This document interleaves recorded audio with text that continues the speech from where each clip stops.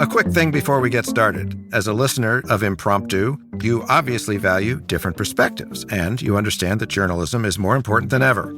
If you haven't taken the step yet to become a subscriber of The Washington Post, right now you can sign up for just $2 every 4 weeks for your first year.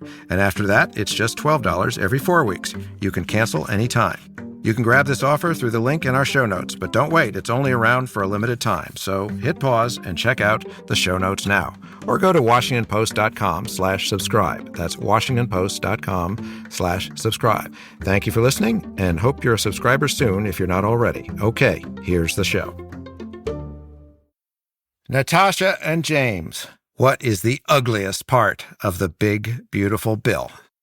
I think the ugliest part of the bill is that fundamentally it's a bill that hands trillions to those at the very top, and it doesn't really pay for any of it, but to the extent it does, it's taking away healthcare and food stamps from people at the very bottom.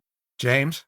Just that it is the opposite of fiscally responsible. I think the worst part is the deficit busting, debt busting, mortgaging of our kids' future.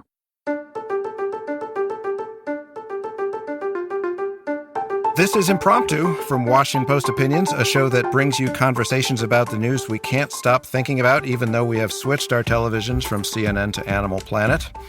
I'm Dana Milbank, and this week we're checking in on the status of President Trump's big, beautiful bill, which is now its official name, by the way, and how it relates to the Moody's downgrade of the U.S. credit rating.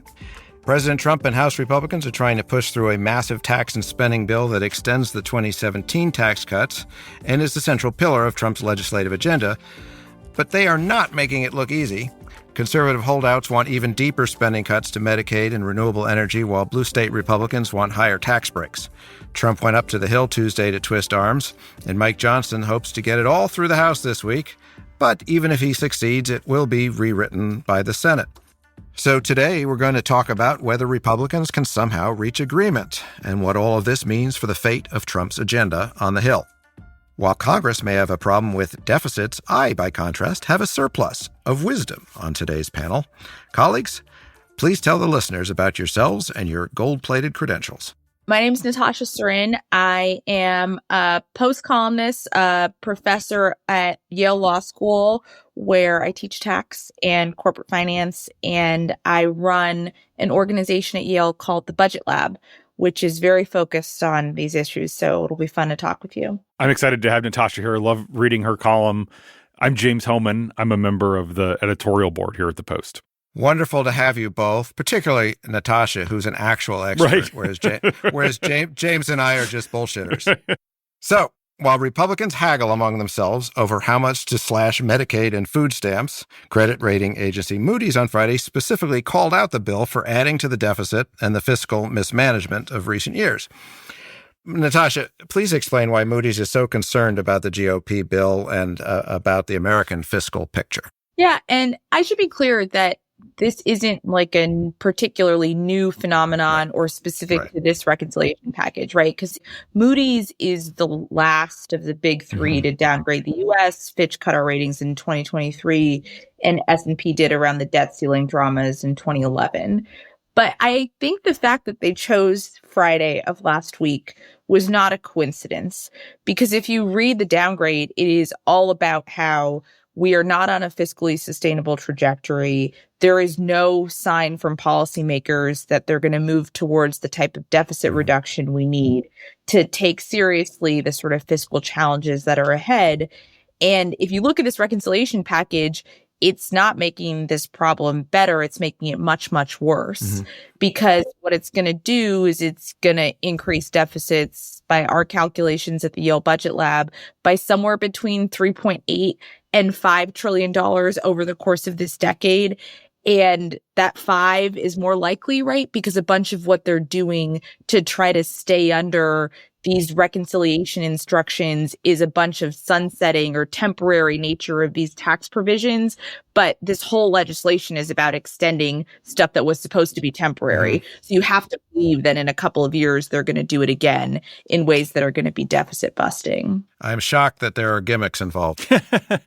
I think the Moody's downgrade was more symbolic than anything, because the U.S. financial system is the most transparent in the world. Unlike, say a municipal government or something else, it's very clear that we've been on an unsustainable trajectory for a while.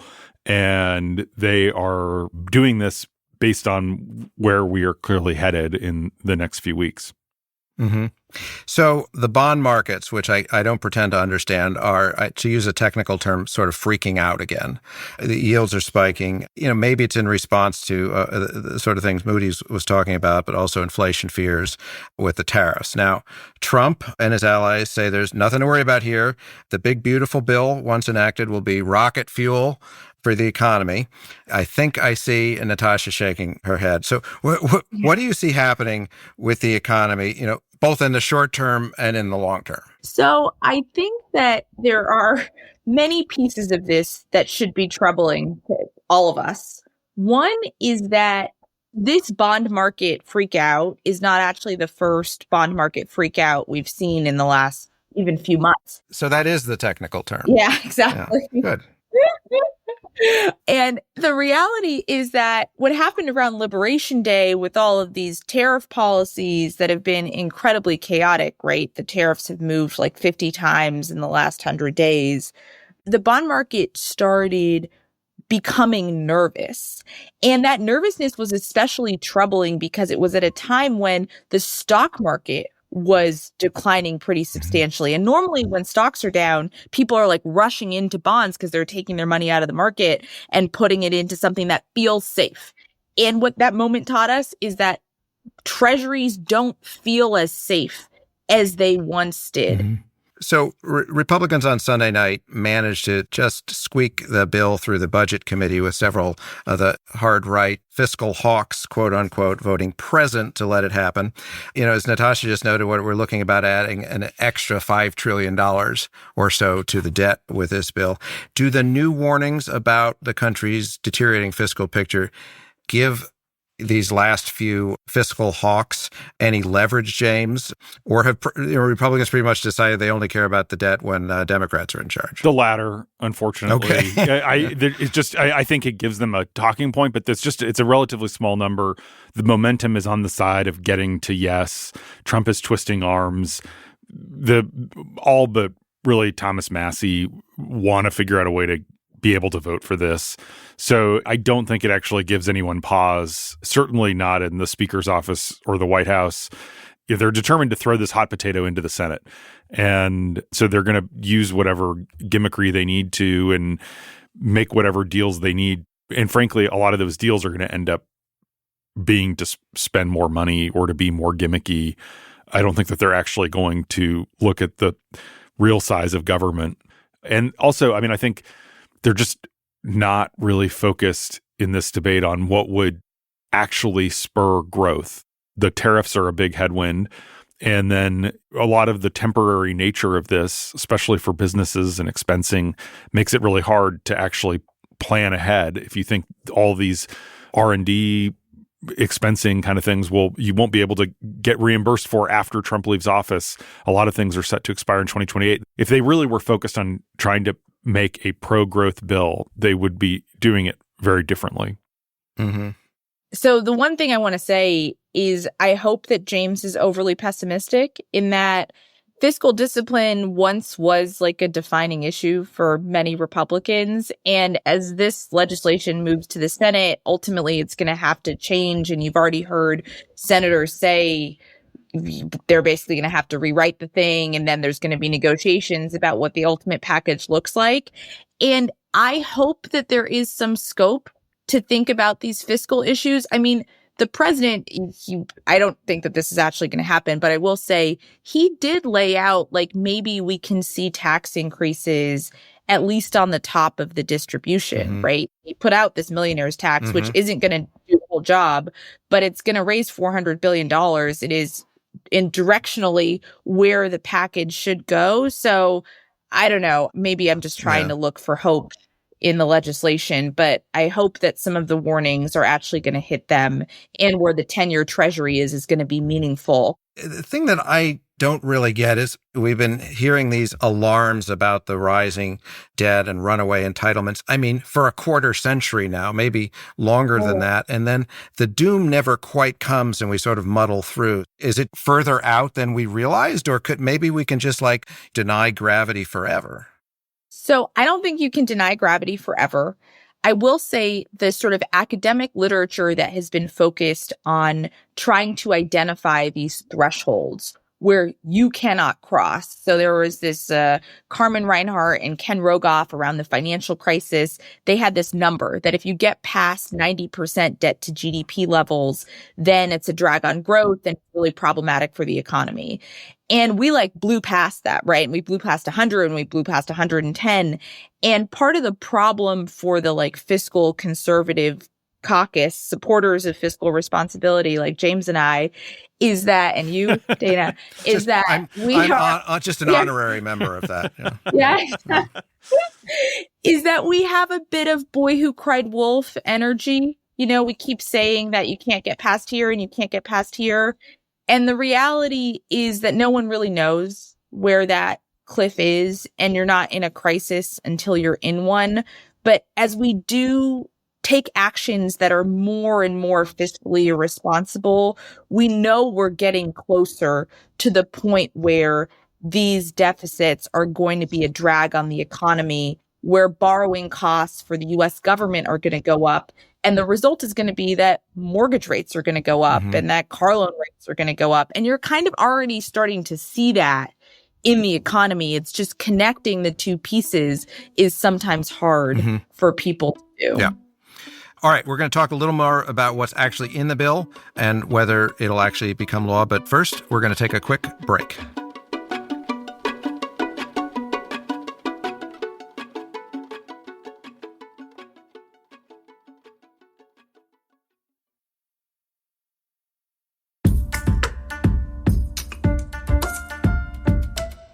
Welcome back. I'm Dana Milbank, and this is Impromptu.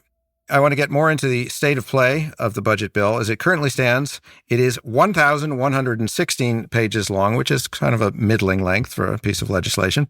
Beyond the top line, slashing Medicaid and food stamps, no taxes on tips, and all the rest, is there anything buried in there that we should be talking about that maybe people don't know?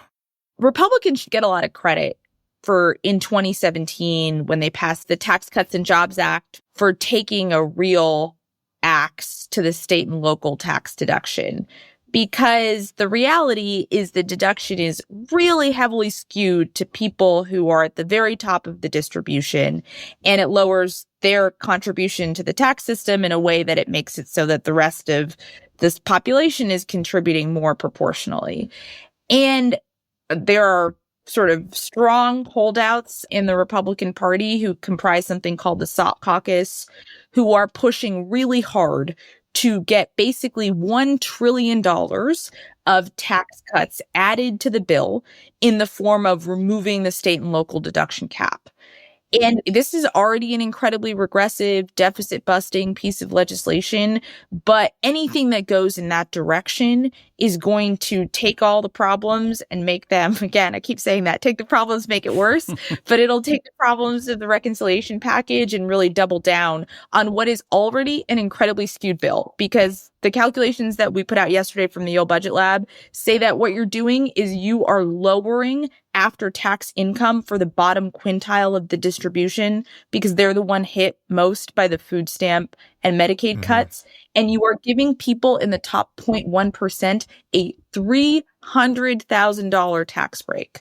That's what you're doing in this bill already, without doing more on SALT than is already in the... Right. Literally taking from the poor to give to the rich. Literally. On SALT, the House Republicans who've made this their single issue are wearing little lapel pins of a salt shaker. How adorable. Mike Johnson keeps trying to give them more. They really are holding out.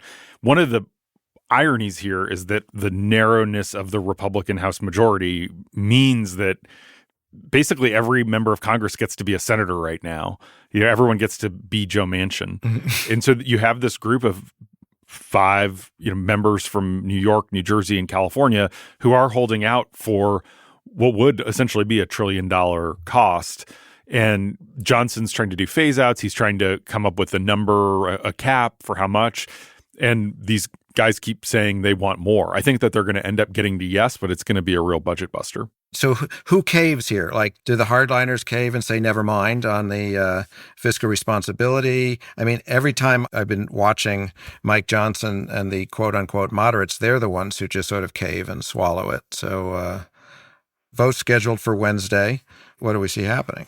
I mean, far be it for me as the economist to try to read the political tea leaves, but I think you're starting to see the groundwork for what the play is likely to be, in that the Congressional Budget Office is likely to come out in the next few days with the official score of the legislation, where they're going to register it as deficit increasing. Mm-hmm. And you're seeing sort of talking points being handed around the Republican caucus, and you're seeing the Council of Economic Advisors from the White House essentially put out a bit of what they are trying to sell as a counter narrative.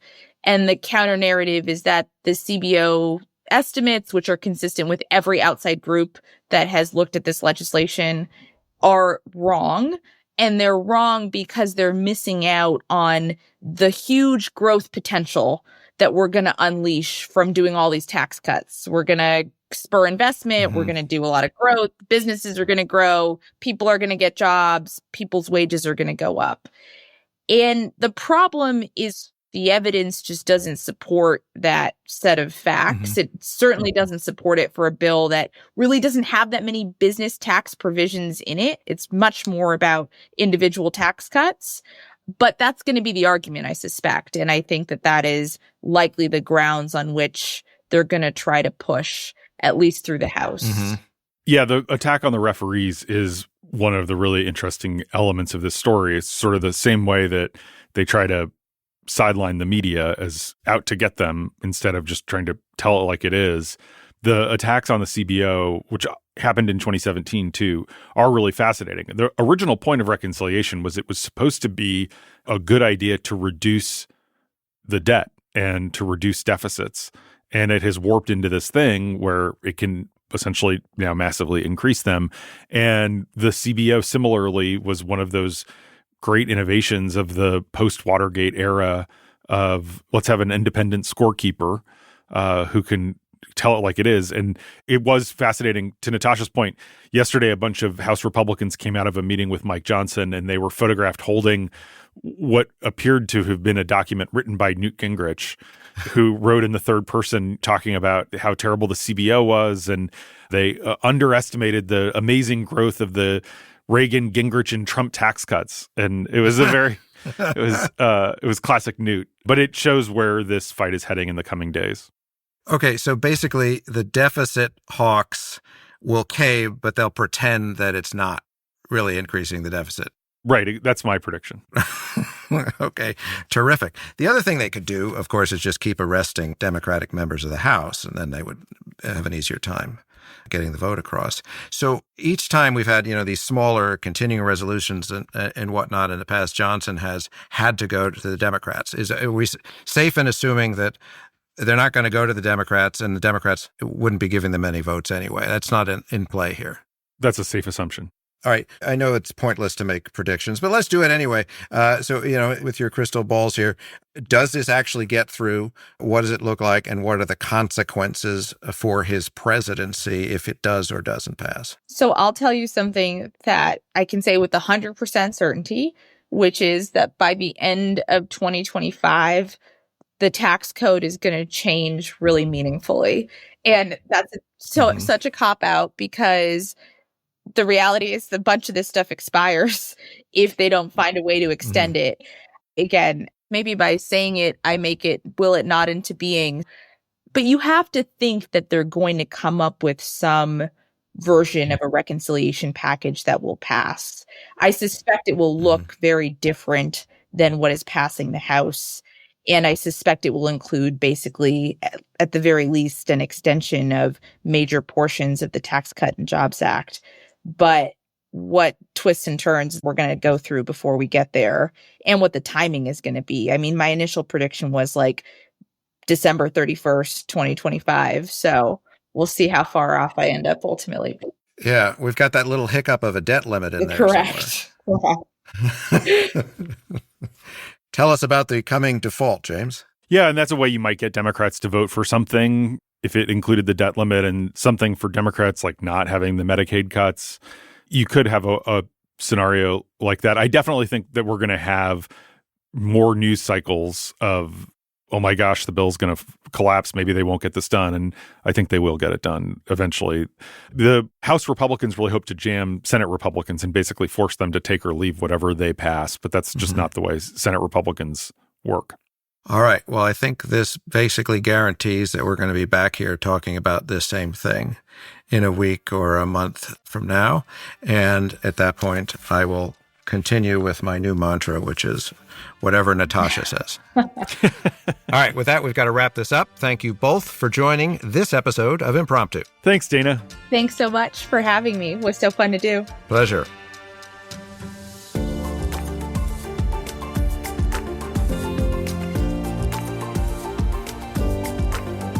This episode was produced by Hadley Robinson and Regina DeHeer, edited by Demir Marusic and Chris Sulentrop, and mixed by Emma Munger. Special thanks to Millie Mitra and Deirdre Byrne. Thanks for listening to Impromptu. Please let us know what you think about the budget bill and the state of the American economy. Send an email to impromptu@washpost.com. And a reminder that right now, and for a limited time, you can become a Washington Post subscriber at an incredible offer. $2 every 4 weeks for your entire first year, and then $12 every 4 weeks thereafter. You can cancel anytime. You can become a subscriber right now through the link in our show notes, or go to washingtonpost.com/subscribe. That is washingtonpost.com/subscribe.